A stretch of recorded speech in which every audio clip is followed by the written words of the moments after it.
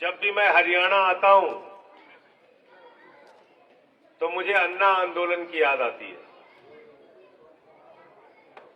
अन्ना आंदोलन जिसने पूरे देश को जगाया, अन्ना आंदोलन जिसने पूरे देश को खड़ा किया, उस आंदोलन में सबसे बड़ी भूमिका अगर किसी राज्य की थी तो हरियाणा के लोगों की थी। हरियाणा के लोगों ने उस आंदोलन में बहुत बढ़ चढ़ के हिस्सा लिया। आज भी मैं जिस गांव में जा रहा हूं, लोग मिलते हैं, कहते हैं अन्ना आंदोलन में आपके साथ था। क्यों थे अन्ना आंदोलन में आप साथ? आप अन्ना आंदोलन में इसलिए साथ थे कि आपको एक उम्मीद जगी थी। अन्ना हजारे जी से, अरविंद केजरीवाल जी से, आंदोलन को चलाने वाले लोगों से। कौन है अरविंद केजरीवाल, जिसने पूरे देश को जगाया, जिसने पूरे देश को खड़ा किया? वो अरविंद केजरीवाल कहीं और का नहीं, आपके हरियाणा का लाल है, आपके हरियाणा का बेटा है, आपके हरियाणा का भाई है। आईआईटी में सिलेक्शन हुआ। आईआईटी में सिलेक्शन पाना कोई सामान्य बात नहीं होती, और उस जमाने में आईआईटी में एडमिशन पाना बहुत बड़ी बात होती थी। आईआईटी में अरविंद केजरीवाल का एडमिशन हुआ। पढ़ाई पूरी की तो आईआरएस की नौकरी दी, इनकम टैक्स के कमिश्नर बने। चाहते तो करोड़ों रुपए कमाते, बहुत बड़े बंगले में रहते, आराम से रहते पूरी जिंदगी। लेकिन उस इनकम टैक्स कमिश्नर की नौकरी को लात मार के अरविंद केजरीवाल जी ने देश सेवा का संकल्प लिया। बताओ लिया कि नहीं लिया? झुग्गी बस्तियों में रहे, आरटीआई का आंदोलन चलाया, मजदूरों के लिए काम किया, किसानों के लिए काम किया। और इतना ही नहीं, 2011 के अंदर आंदोलन किया। पहले 10 दिन का अनशन किया, फिर दिल्ली के अंदर बिजली के नाम पर हो रही धांधली के खिलाफ 15 दिन का अनशन किया, शुगर के मरीज होने के बावजूद। बताओ हिंदुस्तान में कौन सा नेता है? 15 दिन का अनशन किया। दिल्ली की जनता ने अरविंद केजरीवाल को पहली बार में मुख्यमंत्री बनाया 2013 में। मुख्यमंत्री बनने से पहले हम लोग चुनाव प्रचार में जाते थे, लोग हाथ पकड़ लेते थे झुग्गियों में। केजरीवाल साहब अपने बिजली का बिल चुकाने के लिए अपनी बीवी का गहना गिरवी रख दिया, घर की फ्रीज बेच दी। बिजली का बिल बहुत ज्यादा है, हमारा गुजारा नहीं होता, बच्चों की पढ़ाई नहीं हो पाती, दवाई नहीं हो पाती। मुख्यमंत्री बनने के 24 घंटे के अंदर अरविंद केजरीवाल ने दिल्ली के अंदर 200 यूनिट बिजली फ्री और 400 यूनिट बिजली आधे नाम पर दिया। बताओ क्या गुनाह किया उन्होंने? दिल्ली के अंदर सरकारी स्कूलों में मकड़ी के जाले लगे रहते थे। उन सरकारी स्कूलों में बच्चे टाट पट्टी पे बैठ के पढ़ते थे, टॉयलेट का इंतजाम नहीं था बच्चियों के लिए। आज वही सरकारी स्कूल जाकर देखना, दिल्ली के अंदर आपके इसी हरियाणा के बेटे ने एयर कंडीशन कमरा उन्हीं बच्चों की पढ़ाई के लिए बनाया दिल्ली में। अरविंद केजरीवाल जिंदाबाद, अरविंद केजरीवाल जिंदाबाद। मोहल्ला क्लिनिक बनाया, दवाएं फ्री मिलती हैं, 200 तरह की जांच फ्री होती है। बुजुर्गों के लिए तीर्थ यात्रा कराई, माताओं बहनों के लिए बस की यात्रा फ्री की, 1000 रुपए हर महीने आर्थिक सहायता देने की योजना लाई, फरिश्ते स्कीम लाई। कहा कि देश का किसी भी हिस्से का आदमी अगर उसका दिल्ली में एक्सीडेंट होगा तो उसको छोड़ के भागना मत, फरिश्ते बनना उसके लिए, अस्पताल में पहुंचाने का भी किराया हम देंगे, और 50 लाख भी खर्चा होता है तो उसका इलाज हम कराएंगे। बताओ देश की एक सरकार जो ऐसा काम करती है। लेकिन ये मोदी जी को पसंद नहीं है, ये उनको अच्छा नहीं लगता। एक मुख्यमंत्री जो लोगों के लिए काम कर रहा है, आपके इसी हरियाणा का बेटा, वो उनको पसंद नहीं आता। फर्जी मामले में, पूरी तरीके से फर्जी मामले में पकड़ के केजरीवाल जी को जेल में डाल दिया। मनीष सिसोदिया शिक्षा मंत्री थे, उनको पकड़ के जेल में डाल दिया। सत्येंद्र जैन को पकड़ के जेल में डाल दिया। मुझे 6 महीने जेल में रखा। बार बार दबाव बनाते रहे, इनके आगे झुक जाऊं, इनके आगे झुक जाऊं, इनके आगे झुक जाऊं। मैंने कहा बेईमानो, पूरी जिंदगी जेल में रखोगे, तुम्हारे आगे झुकने वाला नहीं। आम आदमी पार्टी जिंदाबाद, आम आदमी पार्टी जिंदाबाद। लोकतंत्र में बहादुरी से राजनीति करेंगे जब तक जिंदा है। कायरों की तरफ पीठ दिखा के भागेंगे नहीं। हम आम आदमी पार्टी के लोग हैं, आंदोलन की कोख से पैदा हुए हैं। इसलिए हरियाणा के लोगों आपसे कहने के लिए आया हूं, आपका इतिहास बहादुरी का इतिहास है। जिस भी गांव में चले जाओ, एक बोर्ड लगा रहता है, एक गांव के आगे एक दरवाजा बना होता है, एक गेट बना होता है, उस गेट पे किसी न किसी शहीद का नाम लिखा होता है। कोई न कोई स्मारक स्थल होता है जहां इलाके के शहीदों का नाम लिखा होता है। क्या किया भारत के प्रधानमंत्री ने? हमारी भारत माता के साथ गद्दारी। अग्निवीर योजना, क्या है अग्निवीर योजना? आपने सोचा कभी? हमारा नौजवान हरियाणा का, पंजाब का, उत्तर प्रदेश का, बिहार का, राजस्थान का सुबह 4 बजे उठता है, परिश्रम करता है, दौड़ लगाता है, पहलवानी करता है, अपने शरीर को तैयार करता है कि जरूरत पड़ेगी तो भारत माता की रक्षा के लिए अपने प्राणों की आहुति दे देंगे। बताओ इससे बड़ी कुर्बानी, बताओ इससे बड़ी कुर्बानी क्या हो सकती है?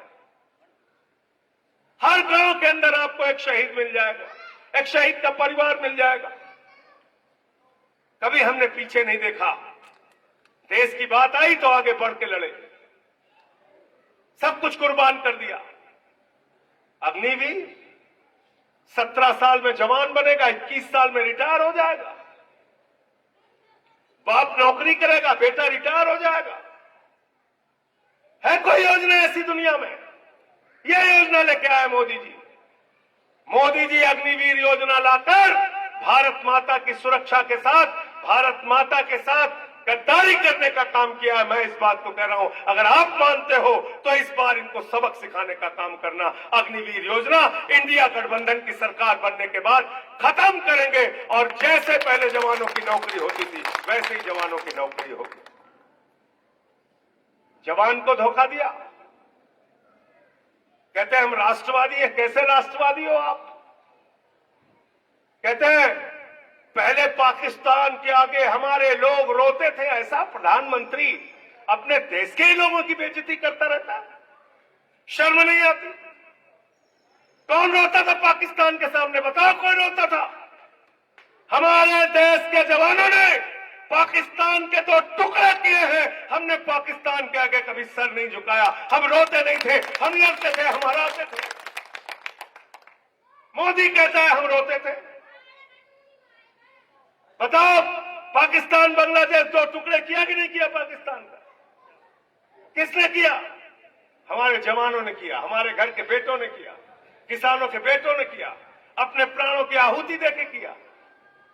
भारत के प्रधानमंत्री होकर आप उनकी शहादत का अपमान कर रहे हैं, कह रहे हैं हम रोते थे पाकिस्तान के आगे। 8 लाख बंदी बनाए थे, हम रोते थे, हम रोते थे। तुमने भारत का सिर शर्म से झुकाया। पाकिस्तान के प्रधानमंत्री को अपने शपथ ग्रहण में बुलाया मोदी जी 2014 के अंदर।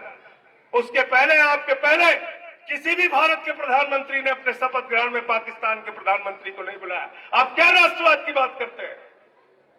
आपने पठानकोट में आतंकवादियों का हमला हुआ, वहां हमारे वीर जवानों की शहादत की जांच आपने आईएसआई की खुफिया एजेंसी को बुला के कराया। आप क्या राष्ट्रवाद की बात करते हैं? आप बिना बुलाए नवाज शरीफ के बर्थडे का केक काटने पाकिस्तान चले गए। आपसे राष्ट्रवाद हमें नहीं सीख रहा। हरियाणा के लोग, यूपी के लोग, उत्तर भारत के लोगों के रग रग में राष्ट्रवाद भरा है। मत सिखाओ में राष्ट्रवाद। नहीं सीखना राष्ट्रवाद तुमसे।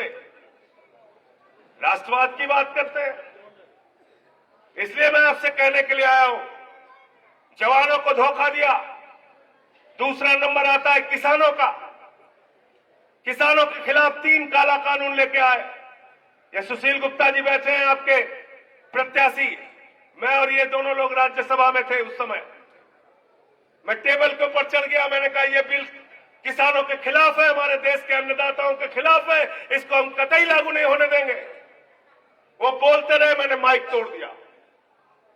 हल्ला मचाया बीजेपी वालों ने। संजय सिंह ने माइक तोड़ दिया, संजय सिंह ने माइक तोड़ दिया।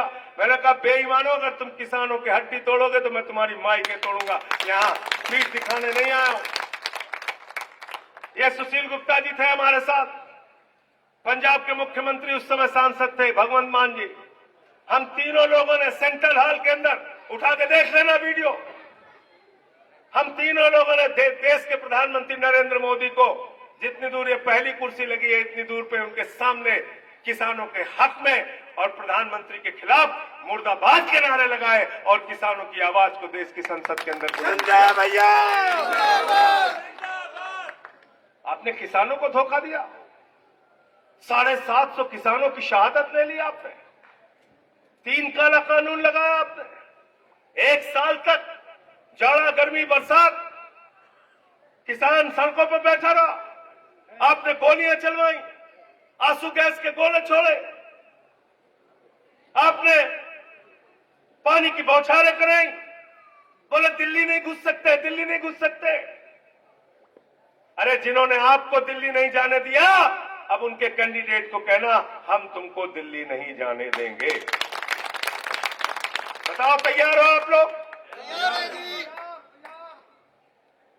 किसानों को धोखा दिया, बोले आमदनी 2 गुना कर देंगे। आज तक एमएसपी लागू नहीं की स्वामीनाथन आयोग की रिपोर्ट के हिसाब से। यह है हमारी पीड़ा, यह है उत्तर भारत के लोगों की पीड़ा। परिश्रम करते हैं, मेहनत करते हैं। हरियाणा के, पंजाब के, यूपी के, बिहार के, राजस्थान के लोग अपनी धरती माता से अन्न पैदा करते हैं और उसको बेचने के लिए जाते हैं। मंडियों में लाठियां मिलती है, खाद की बोरी लेने जाओ लाठियां मिलती हैं, बीज मांगने जाओ लाठियां मिलती है, हर जगह में मारा जा रहा। ये राष्ट्रवाद की बात कर रहे हैं। हमारी माताएं बहनें बैठी हैं, देश का प्रधानमंत्री कह रहा है इनका मंगलसूत्र लेके भाग जाएंगे कांग्रेस वाले। ऐसी बातें करते हो आप प्रधानमंत्री? हमें मूर्ख समझा है? 24,000 रुपए सोने का दाम था तोला 2014 में। बताओ था कि नहीं था? बताइए सरदार जी, था कि नहीं? 24,000 रुपए तोला था। आज कितना हो गया? 75,000 रुपए तोला।